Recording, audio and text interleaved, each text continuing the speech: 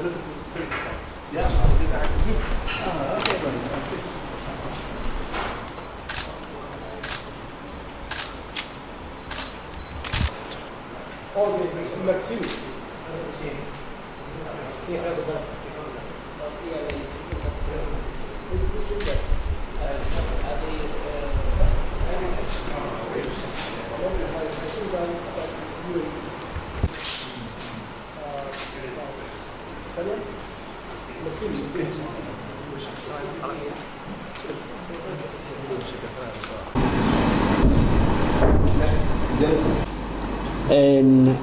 maanta waxaa sharaf i ah in aan sagootiyo danjire Michael Lindvall oo ah danjiraha Sweden u fadhiyay magaalada Muqdisho una qaabilsanaa dalka Soomaaliya oo dhan muddo 5 sano ahna joogay dalkeena ahaana hormuudka danjirayaasha fadhiya magaalada Muqdisho caasimadda Soomaaliya waxaan uga mahad celinayaa danjiraha dadaalka weynaa ee uu ka sameeyay inta uu xilkaas hayay gaar ahaan mashaariicda uu ka qayb qaatay oo dalka Sweden uu ka qayb qaatay oo ay ka mid tahay dhismaha wasaaradda caafimaadka oo ay ka mid tahay dayactirka wasaaradda maaliyadda oo ay ka mid tahay gargaarka ay ka geysteen xagga amniga gaar ahaan booliiska tababaradiisa waxa kale oo gacan ka geysteen xagga howlaha samafalka aadminimada iyo wasaaradda qorsheynta oo ay gacan ka geysteen xagga